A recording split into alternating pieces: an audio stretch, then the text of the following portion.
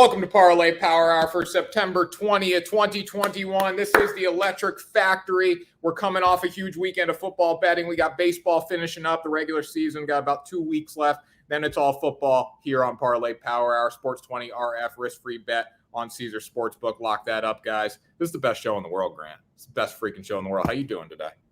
I'm doing good. Tanner, you forgot to mention basketball season's almost here. Your favorite time of the year. You know what? I'm an avid basketball fan. I will say that. I do watch basketball a little bit. But since you became such a huge baseball fan this year, I will become a huge basketball fan this year for Parlay Power Hour. But I need your help. You can't make fun of me. I know basketball, but I'm not a betting basketball guy. So you're really gonna have to help me get to that point where I'm willing to put down thousands of dollars on the Boston Celtics to win something. Okay, well, I'm not so sure if the Celtics is the right pick, but we'll walk you through it when we get there. You helped me out with baseball, so it's only fair. Grant, when are we doing Between the Lines this week, too, by the way? You're a co-host now. Big stuff. Playoff race is coming.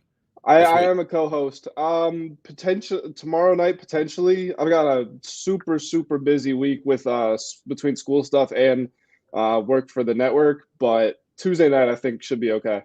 That a baby, Grant. That a baby. Hey, you know, we'll be talking about in Between the Lines this week. The Yankees are trash. They're still trash. They will always be trash. There will be an article up on baseballspotlight.com today talking about how the Yankees are imploding or exploding. I don't even know what they're blowing up. They're ploding. They're ploding. They're ploding. That's the word, Grant. This is apostrophe ploding.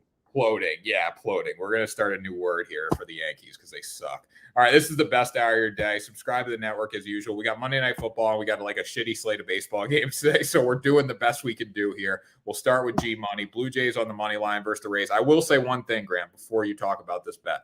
Robbie Ray is on the mound for Toronto, and he will win the American League Cy Young because I don't know if you heard, but Garrett Cole gave up 7 runs in 5.2 innings yesterday, just saying. Go ahead. Yeah, it's kind of crazy that Robbie Ray, I don't know if he is the undisputed favorite, but you got to say him and Garrett Cole are 1A and 1B for the award right now. And it's kind of crazy because for most of the year, when you looked at Robbie Ray, at least what he was doing in this season, you didn't look at him and say, yeah, that's a Cy Young winner, but he's just all year long. He's been very good. So, credit to him. And his consistency, the Blue Jays finally started to pay him back. He deserved better than to be under 500 or at 500, wherever they were for a long time. Blue Jays got the Rays today. This is going to be the most exciting matchup of the entire day of baseball. Blue Jays just won 2 out of 3 against the Twins. Before that, they won 2 out of 3 against this very Rays team. Difference is they're going to be on the road now, and the Rays, I think, have the best home record in baseball. At least they did last time I checked a few days ago. But one thing that they don't have is an experienced pitcher. This is going to be the MLB debut for Shane Baz, the rookie pitcher for the Rays here. So far, in his career, he's 12-14 with a 3.09 ERA in the minors. This season, he was 5-4 with a 2.06 ERA. So, record isn't great, but that doesn't matter, especially at minor leagues. It's all about ERA. So 2.04, hey, that's really, really good. But the fact is, he's getting a baptism of fire, basically. He's got to go against Vladdy, Semien, Bobichette, all these guys. They're not setting him up for success. I feel bad for him, but I think the Blue Jays are probably going to put up a bunch of runs and win this first game pretty easily. Yeah, I mean, Vladdy's going to freaking rock his world tonight. Blue Jays get the win. Robbie Ray on the bump. Rays coming off, 2 straight losses to the Tigers? Yeah, 2 straight to the Tigers. And before that, like I said, they lost 2 out of 3 to the Blue Jays. And before that, they lost 1 to the Tigers, or they lost 2 out of 3 to the Tigers again, I think. So it's not been a great stretch for the Rays recently. No, they're not hot right now heading into the postseason. Now, the Red Sox, Grant, I don't know if you heard this, but the wild card kind of runs through Boston right now, just saying. Also, the Red Sox 6 games back with 11 to go. They could catch up. They could win the division. Who knows? You never know. Maybe the Rays will drop every game remaining. Maybe the Yankees will come through and beat the Rays. Maybe the Blue Jays beat the Rays. I don't know, Grant. Who knows? All right, let's get into it here. For me, Aaron Rodgers. Aaron freaking Rodgers, Grant. Now, Aaron Rodgers had a rough start to the NFL season last week against Jameis Winston. Yeah, tastes like a victory to me. Let's go eat a W. All Jameis Winston did yesterday. Jameis Winston looked like Jameis Winston yesterday. And so my friend texted me after the first game, he's like, "Oh, what do you think about Jameis Winston for comeback player of the year?" Like he put money on Dak, right? And he's like, "But Jameis is still like a favorite for it." I'm like, Jameis is not going to win comeback player of the year. We're talking about Dak Prescott, who had a gruesome leg injury, versus Jameis Winston, who just was atrocious and got to sit behind Drew Brees and now is going to be the starting quarterback. And then also, Jameis Winston's going to be Jameis Winston this year. And in week 1, he just threw 5 touchdowns. His yardage and stuff, that wasn't good. But like last week, or to this week, whatever, he was absolutely horrendous. Okay, so when we think about the Saints, right? The Saints kicked the shit out of the Packers a week ago. Aaron Rodgers just didn't look good against that team, but look what Sam Darnold did against the Saints yesterday. So we need to factor that into the equation. They're susceptible. This is going to make sense, Grant. The Saints are susceptible. They had a great week against Aaron Rodgers and the Packers in week 1. The Packers are going to play the Lions tonight. When we look at this game, Grant, you want to know how many yards the Lions gave up through the air in week 1 to the 49ers? How many, Tanner? 338. 338. Aaron Rodgers needs to show that he can perform tonight, or he will be sitting on the bench in the future. He will no longer be a Packer, which he could want. It's still early. Like he might want to be somewhere else. But I like Aaron Rodgers going over 280.5 tonight. What we've seen with Aaron Rodgers in the past few years, when it's time to bounce back, like whenever he has that bad game, he usually bounces back with a vengeance. Tonight, they're going to ask him to throw the football, and they're going to win the game, and he's going to go over 280.5. I don't know if they'll cover. I think the Lions could give them a fight, but I do like him going over. What do you think? Yeah, to be completely honest, I stayed away from bets in this game for a reason. I don't have a very clear indication on anything. Like you said, if there's one thing about Aaron Rodgers, it's normally when he has a bad game, he comes back and does really well the next week. And that was probably the worst game of Aaron Rodgers' career. If not, it's definitely in that top 5. Like he was just dreadful. So I first of all, it's impossible for him to be that bad again. You know, he had no touchdowns, 2 interceptions, I think 130 yards. He had 5 interceptions all last year, so just very uncharacteristic. One thing about this Lions team, if you look at their week 1 result, they lost 41-33 to the Niners. You could look at that score and say, okay, you know, it was a shootout. Teams, you know, they were lighting it up in the air. The score got run up. That's not what happened. It was 41-14 in the 4th quarter. And so, you know, it's not like Jimmy Garoppolo and Trey Lance where they had to respond with all these big plays. No, they were just finding great success through the air. So I would imagine Aaron Rodgers is able to do the same thing. Aaron Rodgers is much better than Jimmy Garoppolo, and Aaron Rodgers is much better than Trey Lance. So if they can do it, I don't see the Lions giving them much of a pushback. I, like you, also wouldn't bet on the Packers to cover necessarily, because the Lions almost pulled the comeback of the century. They had the ball in the final stretch, and they turned it over on downs after they scored 2 touchdowns with less than 2 minutes left. So the Lions are a team that'll fight, but the Packers, at least I think, are going to win, and I think Aaron Rodgers will go over that yardage. Yeah. Hey, nice little backdoor cover from them last week, just like the UConn Huskies this weekend. Nice little backdoor cover at Army. Big time win there for the boys. All right, let's go with the lock first. Orioles versus Phillies. Phillies on the run line. Now, first of all, let me preface this by saying Philadelphia is on the football season. The Eagles had a really good fight this weekend, did not come up with a win, but nobody cares about baseball in Philadelphia anymore because they're not really in the playoff picture. We look at this game, John Means on the bump for the Orioles, Ranger Suarez on the mound for Philadelphia. Grant, you were like a Ranger Suarez disciple, so why don't you talk about this game? I wouldn't say that necessarily, but when we're looking over the picks, because, you know, we make the risk-free and we make the lock of the day, we make those picks together. And so I put out there, you know, how about the Phillies versus the Orioles? And you said, I don't know, John Means is going. You know, John Means is great. But Ranger Suarez has been exceptional this season. He's thrown 84 innings, and he's got a 1.5 ERA. And, you know, he started as a reliever, but he's just been so good that they've moved him into that starting lineup. And you can look back over his recent starts. I mean, in 3 starts this month, he's got a 1.59 ERA. In 6 last month, he had a 2.03. And then the month before that, he was a reliever, but he was at 1.5. And then it was 1.6. You know, he's been very good this year. One thing about the Phillies, Tanner, I was at the gym, and you know what I saw on the headline? It was some ESPN show. I don't remember which one it was. It said, who was the National League MVP, Fernando Tatis or Bryce Harper? Are we actually considering Bryce Harper for this award? Well, yeah, we are 100%. I mean, Tatis is the Padres have imploded down the stretch as well. I mean, I think Yeah, Tatis but win. I mean, I just for the past few weeks, I've kind of resigned to the fact that this is Tatis's award. I No, mean, Bryce I feel like I feel no shade to Bryce Harper, obviously a longtime national, so obviously I support him from that, and he's been really good. He's kind of the heart and soul of that Philly offense. But I think Tatis just has so much more talent, which is crazy to say because Harper has all the talent in the world. So when I saw that headline, I was kind of shocked that he was still up there in the race. So we look at the stats between the two because, I mean, it's a good time to place a future because you have good value still. When you look at Tatis right now, Tatis has 39 home runs, leads the league, but his average OPP and slugging are below Bryce Harper. Bryce Harper's got, let's see, Bryce Harper's hit 6 less home runs, but he leads the league in slugging, OPS, and OPS plus. His average is about 30 points higher than Tatis. And let's see, doubles. He's hit just about as many doubles. I mean, I mean, Bryce Harper's earned it when you look at that. But Tatis has not played so Tatis has played in 117 games. Bryce Harper's played in 128. So I guess that's not much of a huge difference. But what's amazing to me? You can win an MVP. So if Bryce Harper plays in the next 11 or 10 games, whatever they have left, there's 162 games a season. You miss 30 games, you're still an MVP. That just blows my mind. That's what baseball's come to back in the day when we had the freaking Cal Ripken Ironman streaks going 2,000 something games straight, and these guys are missing 30 in a season and being the MVP.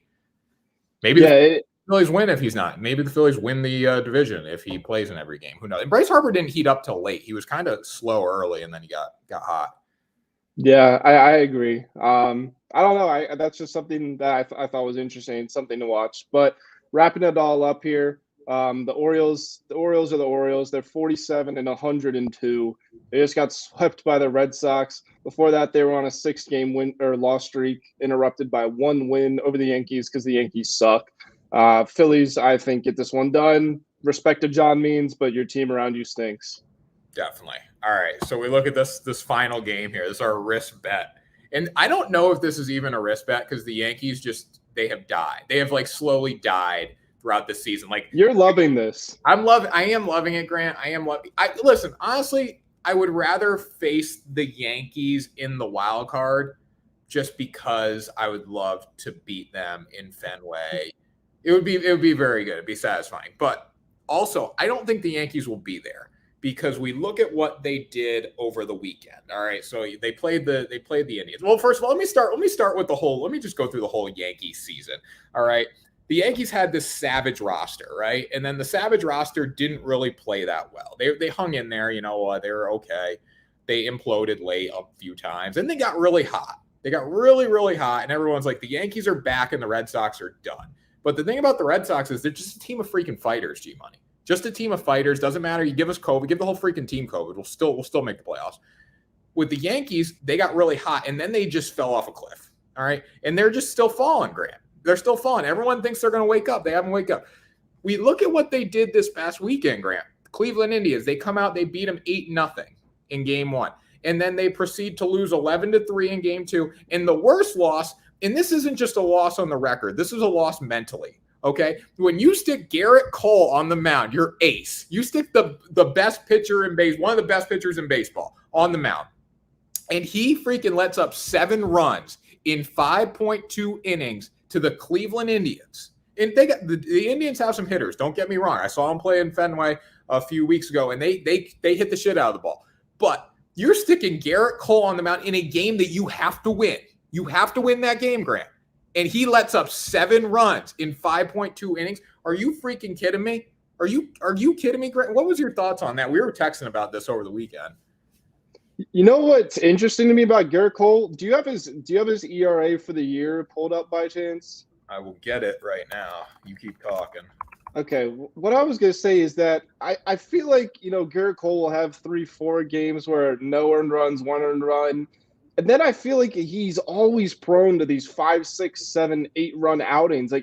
if his ERA is still under 3, which I'm going to guess that it is, it just seems weird to me because for him to be considered, like you said, one of the best pitchers in baseball, statistically it looks like that. But then when you watch it, it's like he has these blips. And I don't know if it's a spider tack thing, but just on the eye test alone, like when I think of the best pitchers in baseball, I don't put him in that crop, even though statistically it might look like he is. I don't know how you feel about that. So he had a 275, and then after the weekend, he had a 303. Garrett Cole was really good before the spider tack rules came into play. He got bad for a while, and then he got really good again. I think the bad kind of concluded at Fenway when he got bombed at Fenway. Back after the All-Star break, I believe, if I'm right. But I remember he was really good. He got bad, and then he's getting good again. Now I guess he's getting bad. Can't wait for the Yankees to sweep the Sox at the end of the week. Listen, Will Reed, you know what? You don't respond to our text messages, and you come on here posting comments like you think you earned the right to do that. Will, that's not going to happen. Garrett Cole is on the bump on Saturday, and I cannot wait to see him get shelled by the Boston Red Sox. I'm going to try to go to the game, but freaking standing room tickets are $100, and I'm not paying that till I get to the till the wild card runs through Boston. Just to let you know. All right, one more comment here. Not that I think they will do it. I just want Tanner to be hurt. That's so mean. Like, that's fucked up, Will. That's fucked up.